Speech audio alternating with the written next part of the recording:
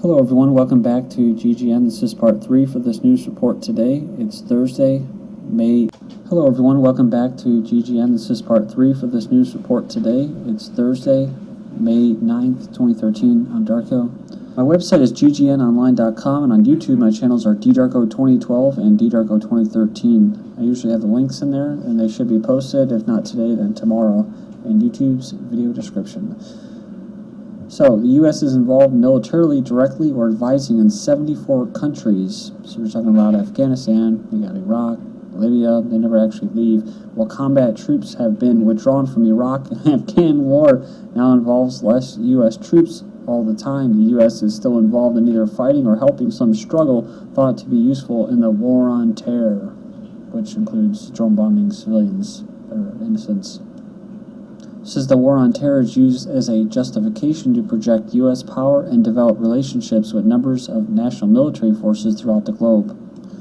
The thing goes on down here talking about how under the Obama regime they've embraced targeted assassinations and expanded drone attacks and special forces far beyond those of the Bush era. So, is that better? I don't think so. The EU's out-of-control intelligence services that don't exist. Brussels, the center of gravity of the European Union, and seat of NATO headquarters, not only teams with lobbyists, diplomats, military personnel, bureaucrats, politicians, Americans, and other weird characters from around the world, but also its spies. Since Brussels is one of the largest spy capitals in the world, he guesstimated that there would be several hundred plying their trade at any one time, chasing after a broody array of topics from trade issues to security policies. That was said by the head of the Belgian State Security Services.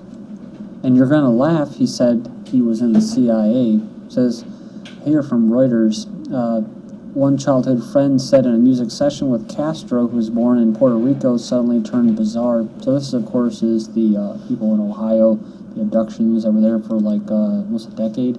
Says Ariel was in my garage probably 5 or 6 years ago. We were recording a song, an idea that we had. It says here that, and you know you're going to laugh when he said he was in the CIA, and I don't know if he was joking or not, but it's the way he said it, how serious he said it. I didn't know what he was capable of. That just put me on the defense, and I just started stepping away. It says Papa, 45-year-old father of 6 who said he's known Castro brothers since childhood. Emily Castro, 25, is serving 25 years in an Indiana prison on attempted murder for slashing the throat of her 11-year-old daughter in 2007. Home owned by Saudi government near CIA raided for possible human trafficking. Immigration officials have removed 2 domestic workers from a Northern Virginia home owned by the government of Saudi Arabia as part of an investigation into a report of human trafficking. So I wonder if this was maybe possibly part of this human trafficking by the government. Who knows? Cleveland police digging for bodies of possible aborted babies from women captive for a decade. Police in Cleveland are searching a property for possible aborted babies after finding 3 women who had been kidnapped and held as sex slaves for a decade or more. It says investigators say the dirt in the backyard appeared to have been disturbed. Police believe the women had been pregnant as many as 5 times, but only found 1 child on the premises. So there's a 10-year search. It took them 10 years to find it. And it basically ended with a neighbor who heard the screams through the door. So, I mean, this goes to show you what's going on with the fabric of our society. Mothers, slitting the throats of their 11-month-old, something like this going on and nobody knowing in the community. It's insane. Obama admits PIA's charge of CIA human trafficking. Reuters, after interviewing President Isaias Afwerki in 2008, it runs a story with a headline reading, "The Eritrean leader blames CIA plot for youth exodus." The Reuters report went on by saying that Eritrea accused the CIA and other Western agencies on Tuesday of luring young people away from the Red Sea state in a plot to weaken the nation seen as a threat to U.S. interests in the region. Again, your interest, my interest? No, we have no interest. We're talking about global corporations that claim U.S. Tax status, which then, of course, they don't even pay taxes. It is an orchestrated, organized operation financed by the CIA, says the president. Says we have evidence, we know what's going on in terms of tempting people, trying to facilitate them to cross the border. Police say U.S. Navy petty officer arrested in California for pimping 17-year-old girl. So the petty officer stationed in California is charged with sexually assaulting a 17-year-old girl and forcing her to have sex with multiple men. According to the Fresno Bee, the 32-year-old was arrested April 17th. Apparently, he had met the teenager on a social networking site. Air Force's sexual assault prevention chief arrested for sexual assault. It says here that the Pentagon is scheduled to release new figures showing a continuing rise in sexual assaults in the military, 6% increase from basically 2012 to previous years. Sergeant who killed 5 troops at Baghdad clinic grew paranoid in weeks leading up to slayings. So the Sergeant John Russell grew increasingly paranoid in the days before he killed 5 fellow U.S. service members in Baghdad at a Baghdad combat stress clinic. Soldiers who knew him testified today. So he believed that his unit was trying to kick him out of the army, was one of the reasons his commander referred him to counseling instead of discipline. And talking about counseling and stuff like that, I remember that article that I covered a while back about the anti-suicide or suicide prevention classes, and the guy that was partaking in part of it as a, what do they call it, a concerned friend or something like that. What did he do? He went into his truck and killed himself, and they said the guy had no problems, no financial issues, no marital issues, nothing. Almost like it promoted it. Much like this really early preschool sexual education promoting it. Facebook page promoting, even the stuff about rape out in India and all that, like, I think they do that to not just keep people in fear, but also to get that idea out there, to promote it, just part of programming. And that one girl that was like literally jumped out of a hotel room. Facebook page because people were knocking on her door. Facebook page promoting violence against female Marines reappears mocking Congress. Facebook page that glorified violence against women in the military was shut down. Said many of the pictures imply women only advance professionally by performing sexual favors and otherwise promote the idea that women are inferior and only useful as sexual objects and sandwich makers.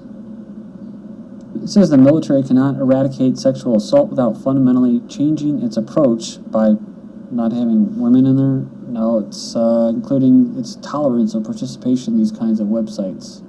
So again, this is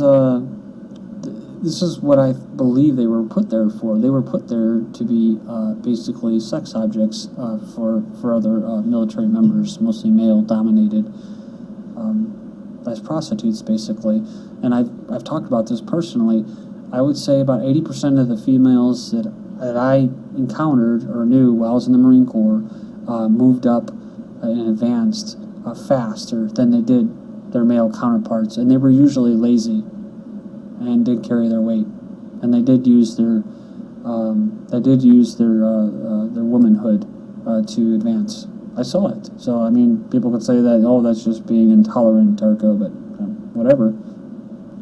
It's for the most part. I mean, unless you're in like in a very defensive position to be in, where your whole culture is under attack. I really don't see women being in combat roles. They shouldn't be in the military. That's my own personal belief.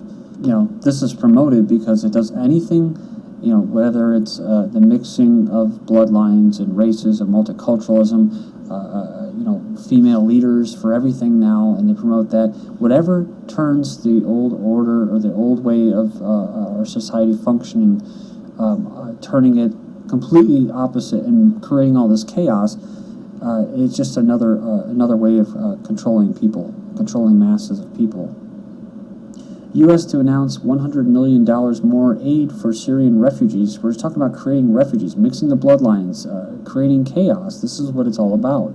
U.S. plans to provide an additional $100 million in aid to Syrian refugees that have fled the nation to camps in neighboring Jordan, Turkey, and Lebanon. 108 Morris goes over this concept a lot in depth, and I agree with him completely about the creating refugees and getting open immigration and diluting whatever culture was there. This is for political control of the entire planet.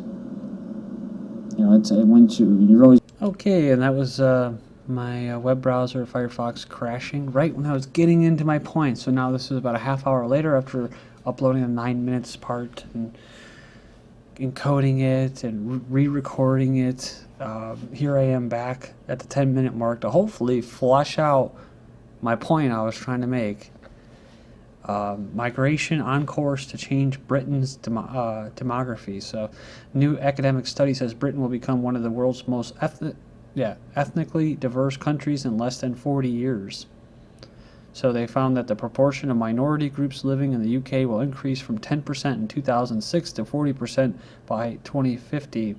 They said if the current trends continue, the so-called majority ethnic group in the UK, white British, will become a minority before 2070. It says migration has become the primary driver of these changes in demographics in most high-income countries and remains so.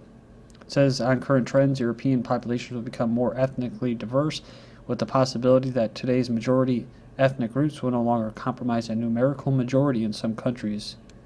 The professor said part of the reason behind the decline in white British members of the population is declining birth rates. The continuation of these trends in low fertility countries would eventually lead to the majority ethnic group becoming a minority of the national population. This is from back in January. UK cannot afford EU open borders any longer. It says there could be a potential disaster in Britain if the country does not stop open door access to British borders. It says here Britain will be unable to stop the tidal flood of new immigrants because the government's hands are tied and it cannot stop restrictions being lifted without tearing up a treaty signed with Bulgaria and Romania when they joined the EU in 2007. Back in 2004, predicted fewer than 20,000 Eastern Europeans would arrive, but the Office for National Statistics figure shows more than 600,000 were working in Britain last year.